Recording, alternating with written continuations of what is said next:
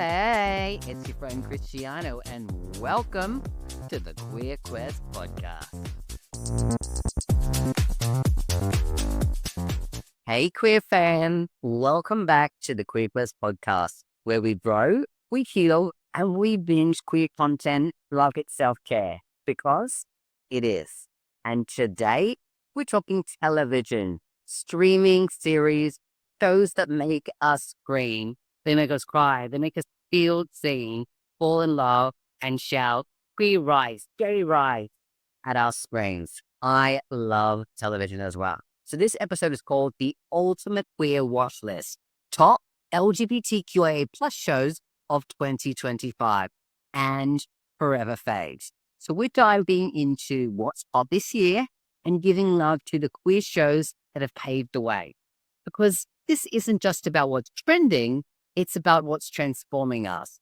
We'll cover the top queer shows making waves in 2025, the timeless series that raised us, what still needs to change, and how queer storytelling continues to be one of our greatest acts of cultural magic.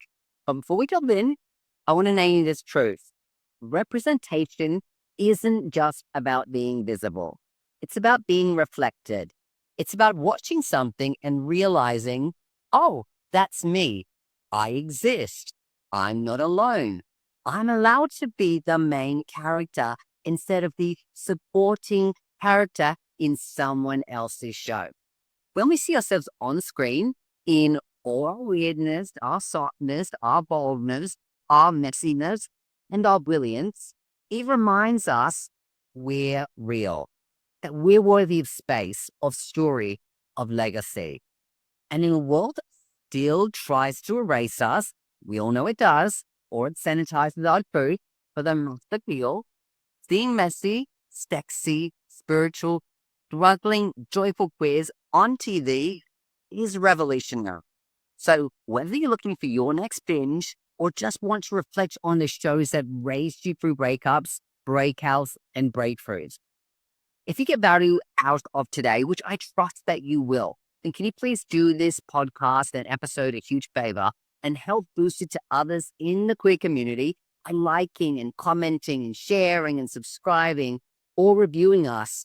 And this is just more than you know towards getting this episode in the hands of the queer people who need it most. Thank you, thank you, thank you. So let's get into it. Part 1. The must-watched queer shows of 2025. Let's kick it off with the top shows that you need to be watching this year. These aren't just popular, they're powerful, queer, unapologetic, and culture-shifting. Here are 5 of the biggest queer shows of 2025, with more to come later in the episode. So, number 1 at the top of the list is the 3rd season of Heartstopper. Yes, that's right. Everyone's back. And so is the softness, the nuance, the nervous glances, the gut-wrenching monologues that hit you right in the queer feels. This season explores queer mental health more directly, including themes of anxiety, boundaries, chosen family, and queer sibling dynamics. And yes, it does. It gets more diverse. We all need more diversity. What matters? Heartstopper made gentle queer love mainstream. And in a time of rising online hate for our community, gentle is revolutionary.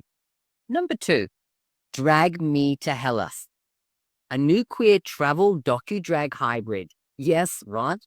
Featuring international drag performance, exploring LGBTQIA plus history and nightlife all across Europe. Imagine if Anthony Bourdain, Drag Mace, met Queer as Folk. It's hosted by Crystal Method and featuring a rotating cast of global queens. This show is playful, it's political, and unexpectedly heartwarming. Why it matters? It reminds us queer joy is global. That drag is not just entertainment, it's cultural preservation and protest. We've got season 3 of Euphoria. Still divisive, still visually intoxicating. And this year, Zendaya's character Rue finally enters a chapter of healing, with major plotlines centering queer and trans youth in ways the show previously have skimmed past, right, in the past. And why it matters? Because queer messiness isn't just spectacle, it's human. And season 3 is giving complexity over chaos, which is what we need to see right now.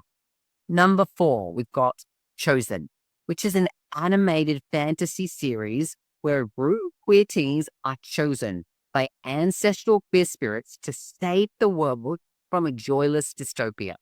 Think Steven Universe meets She-Ra meets queer folklore. It's beautifully illustrated, completely gender inclusive, subtly spiritual. One matters, it's giving queer kids a magical mirror and queer adults a reason to believe in magic again. Number 5, we've got Dyke Detective, which is a gritty neo-noir mystery set in a queer underground bar scene. The lead, a mass-presenting Black lesbian ex-cop turned private investigator, it's a mouthful, right? And his character unpacks queer trauma while solving missing persons cases. Why it matters? Finally, a queer show that doesn't center whiteness, features older queer characters, and it blends activism with intrigue. But listen, we can't talk about what's new without giving flowers to what carried us here. So next, I'll break down the queer canon, the forever favorite shows that shaped our community, our culture, and our consciousness. Shows that saved our lives before it was popular to be inclusive. Stay tuned. You're going to feel this one. Hey, love. While I've got you, I want to gift you with something powerful. Something I wish I had when I was cracked open and crawling through the mess of heartbreak, shame, and that deep ache of, why am I like this? If you've ever felt like healing is this confusing, invisible maze where you're just surviving one emotional breakdown after another. If you've been wondering, is something wrong with me? I want you to know, you're not lost. You're not broken. You're becoming. Most queer people were never given a roadmap for healing. We were taught to hide, to perform, and to shrink. We've been gaslit by religion, erased by culture, and taught to just get over it. But healing isn't a straight line, especially when you're queer. It's not just about feeling better. It's about coming home to your queer, radiant, whole hour self. That's why I created the Journey to Queer Healing, a free guide that maps out the 18 emotional stages of queer healing. It's not just theory, it's your soul's survival map. You'll see where you are, what's next, and what's possible on the other side of the pain. This guide has helped hundreds of queer people realize it's not just me. I'm not behind. I finally understand what I'm going through. Download the guide today. Let it remind you, your healing isn't random. It's divine. Download it now via the link in the show notes.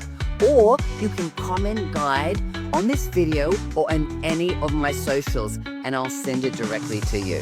And when you're ready to go deeper, join us for the Queer Comeback webinar. Let's make your healing sacred and make your comeback legendary. I'll see you on the journey. All right, my loves, let's talk about the OGs, the forever shows, the ones that found us when no one else did. The ones we discovered late at night with the volume low and the hope high. The ones that were messy, that were brave, that were camping, heartbreaking, transcendent, sometimes all at once. These are the shows that may not be new, but are still active, still referenced, still holding space in the queer cultural bloodstream. They gave us language before we had it, community before we had the words, visibility when we were still hiding. Let's honor the queer canon. And we'll start with the biggest of them all, the one that I know so many in our community absolutely love and adore. It's been going on for, over 17 years now, and it's only getting bigger and better and going on to more mainstream TV shows. It's now on MTV. And of course, we're talking about RuPaul's Drag Race. Yes, it's been controversial at times. Yes, it's plenty more corporate now. But honey, let's not pretend that it didn't shift the entire pop culture landscape. For better or race, or worse, sorry, Drag Race brought queer artistry, history, and sass we stole into the mainstream. It created a global drag economy. It gave us icons. It birthed phrases and it opened doors to so many of us in the queer community. More importantly, it taught the world to respect drag, to see it as a craft, as legacy, as art, as cultural storytelling, not just performance. Why it still matters? Because in 2025, with rising anti drag and anti trans laws in the US, the show's very existence remains a political personal confession. There are queens who raise me more than therapists. And that's not even a joke, because I have seen myself in so many of these characters and my stories being told. And that to me has been more healing than some therapists that have been to, constantly. Let's move on to the L word, Generation Q. Okay, now the reboot may have ended, but the impact still ongoing. This was the first time a new generation of queers, especially sapphics and trans mass folks, saw themselves in day-to-day lives stories. Relationships, work, family, grief, and of course, drama. It wasn't perfect, but it was ours. Why it still matters? Because for queer women, mass folks, and non-binary people who felt erased in media, this was home. A quote that I'll never forget: I just want to be loved in the body I have, not the one you imagine for me. That one line, wrecked me. Next, we'll move on to sex education. This show brought inclusive sex ed to the mainstream in the funniest, most awkward, most affirming way possible. From Eric's flamboyant black gay brilliance to Cal's non-binary story arc, to the softness between May and Otis. It reminded us that everyone is navigating shame, desire, and identity. Why it still matters? Because young queer people deserve honest, funny, layered stories about their bodies, their relationships, and their growth. This show made sex sacred and awkward and beautiful. Let's move on to another personal favorite of mine, Pose. This one doesn't just belong in the canon, it built the temple. Set in the ballroom scene of 1980s and 1990s New York, Pose gave black and brown trans women leading roles and made their lives the story, not just the side plot. Angie Rodriguez, India Moore, Dominique Jackson, Billy Ford, legends. Excuse me. Still matters in 2025 because we still haven't seen a show go that hard for trans joy, for trans grief, and trans justice in a single framing. Every episode was a sermon. Every look was a revelation. Every line was survival in motion. Let's move on to Queer as Folk, one of my other personal favorites back in the day. Reboot, I'm still trying to get into. From the original UK version to this American reboot to the short-lived 2022 reimagining. This show has always been about queer nightlife, sex, politics, and resistance. It didn't hold back. It wasn't safe. And sometimes it made us mad, but it always made us feel. Why it still matters today? Because it reminds us that queerness is not just palatable. It's raw, it's gritty, it's beautiful, and it deserves to be messy and honest. Bonus mentions that are still slaying and still streaming really highly on all of the platforms. We've got Schitt's Creek, David and Patrick's love story, unmatched softness. Orange is the New Black, groundbreaking, gritty, gave us Laverne, Steven Universe, queer kids and adults still healing. Will and Grace, yeah, it's dated, but it warps so others could strut. I love seeing episodes on the reruns sometimes as well. Oh, one of my favorites as well. Transparent, complex, and messy, and important. Ooh. That was a journey. So we've got new favorite, we've got forever phase. But what about what's still missing? In the next part, we're going to name what queer TV still needs and where it's going.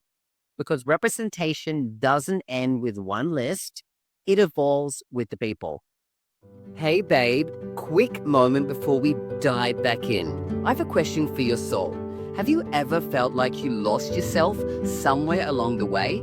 Maybe it was the breakup that shattered you, or the years spent hiding, bending, blending just to feel safe. Or maybe it's the quiet ache that whispers there has to be more to this life than just surviving. Well, I want to invite you to something that's not just a webinar. It's a comeback, a queer one, a sacred, fabulous, F the rules kind of comeback. It's called the Queer Comeback Webinar. And inside, I'm sharing the 3 secrets every queer soul needs to know to come home to themselves, unapologetically, spiritually, powerfully. This isn't about fixing you because you're not broken. This is about remembering who the F you are. If you're tired of dimming your light, people pleasing, or playing small just because of society's judgment, come. This is your moment. Not someday, not when, you're more ready. Now. Tap the link in the show notes or just comment come back and I'll send you the link. Reserve your free spot now. And if you're multitasking right now, pause this video for just 1 second and do this for you. Your comeback isn't deserved, it's overdue. I'll see you there, my love. So we've gushed, we've honored, we've cried over drag queens, sapid detectives, and animated trans icons with magical powers. But now, let's get real. What's still missing? What's next for queer television? And how do we go from representation to actual transformation? Because as much progress as we've made, there's still a long way to go. 1, still too white, still too cis. Let's name it. Many of the most mainstream queer shows that get funding, attention, or praise are still centered around white, cisgender, gay men. I know I'm part of that category, right?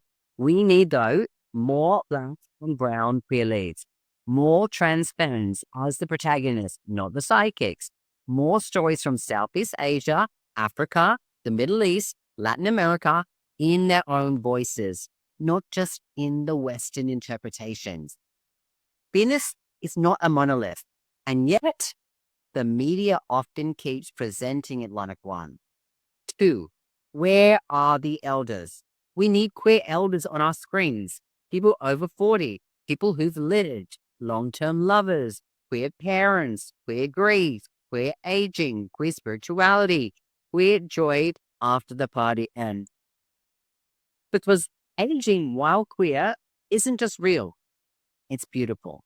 Imagine a show called Chosen Family Reunion, where queer elders gather every summer in Bali and unpack decades of life, love, activism, and healing. Somebody fund it now. I'll host it. Number 3, we've got neurodivergence, disability, and mental health.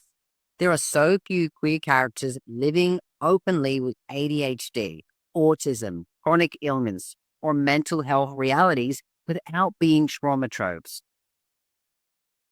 We need queer characters who STEM, queer characters in wheelchairs who get love stories, queer people navigating therapy, recovery, medication, addiction, burnout with honesty, not shame. Because mental health is queer health, and we need space for all of us. Number 4, more spirituality, less shame. Can we talk about how rare it is to see queer spiritual people in media? We get the trauma with religion, sure, but where's the healing, the reclamation, the queer witches, imams, priests, shamans, astrologers, and channelers? Where are the shows that say, yes, I'm gay and I talk to my ancestors. Yes, I'm trans and I meditate under the moon. Yes, I'm queer and I believe in something bigger than myself. Let's stop pretending queerness and spirituality can't coexist. because many of us are living proof that they do. So, where is queer TV headed? More independent, crowd-funded, and grassroots-led series. Queer creators are bypassing networks and building shows on TikTok, on YouTube, and Patreon. And some of it is incredible. 2, international queer storytelling will explode. With streaming services expanding globally, we're going to see more queer stories from countries that have always had them, but they just never had a microphone or a camera. Number 3, genre storytelling is queering up. Expect more queer horror, sci-fi, fantasy, and thriller. And not just gay-coded villains, but actual queer leads who are messy, magical, and multidimensional. Number 4, queer shows as community healing. More docuseries, more community-based storytelling, more space for processing, not just partying. Bottom line, we're not just asking to be visible anymore. We're asking to be seen fully. We're asking to own the lens, to fund the camera, to tell our stories the way only we can. So now you've got the watch list, you got the legends, the new obsessions, the gaps still waiting to be filled. But now, I want to take it inward. What's on your personal queer watch list? And why does it matter to you? Let's wrap it all up with some reflection. Oof. We've gone from binge-worthy hits to heartbreaking, healing canon, from the glitter of drag stages to the soft quiet of queer intimacy on screen. But this isn't just about TV. It's about how we see ourselves and how we let ourselves be seen. Because every time we witness a queer character on screen choosing love over fear, softness over shame, community over isolation, we're being offered something sacred. A new mirror, a new metaphor, a new memory we didn't know that we needed. So here's what I want to ask you. What queer show saved your life? Not the most popular, not the most polished, but the one that found you in the dark.